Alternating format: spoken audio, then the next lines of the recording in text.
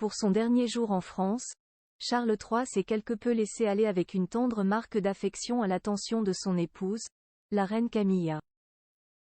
Un geste qui n'est bien évidemment pas passé inaperçu auprès de la presse britannique. Après avoir été reçu en grande pompe à Versailles pour un banquet d'État mémorable, puis arpenté Paris, le roi Charles III et son épouse, la reine Camilla, étaient à Bordeaux ce vendredi 22 septembre pour leur dernier jour de visite royale en France. Et si la capitale est réputée pour son romantisme, c'est pourtant dans la métropole girondine que le souverain a eu plusieurs attentions pour sa bien-aimée.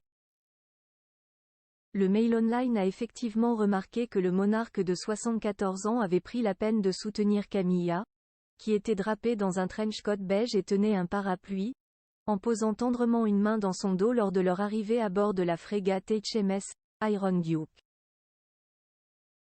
Il faut dire que la passerelle reliant le quai au pavillon de la Royal Navy aurait pu s'avérer glissante alors qu'une pluie passagère obscurcissait le ciel bordelais, d'autant plus que la...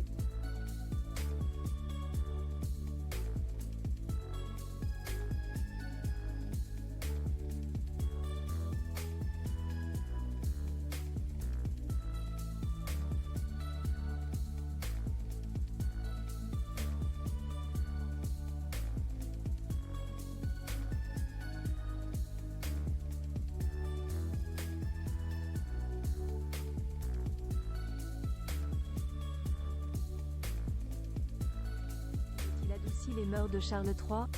Ou bien, est-ce le président de la République française Emmanuel Macron qui aurait déteint sur lui? Très tactile avec ses homologues, impossible notamment d'oublier l'interminable poignée de main échangée avec Donald Trump le 14 juillet 2017. Le locataire de l'Élysée n'est pas parvenu à se défaire de ses vilaines habitudes, enfreignant ainsi le protocole royal à plusieurs reprises en posant sa main sur le bras ou dans le dos de Sa Majesté le Roi pour le guider. Si le geste aurait été considéré un véritable faux pas du temps des Élisabeth II, son fils et héritier se montre, à cet égard, bien plus accessible. À la différence de sa défunte mère, Charles III semble s'accommoder de ses élans physiques de sympathie et de cette forme de proximité. Emmanuel Macron n'est d'ailleurs pas le premier à se permettre ce genre de familiarité avec le souverain. Le président des États-Unis, Joe Biden, s'était lui aussi montré très tactile lors de sa venue à Londres, en juillet. NHE accent aigu SITANT pas à multiplier les gestes amicaux et les tapes dans le dos avec le monarque. Point.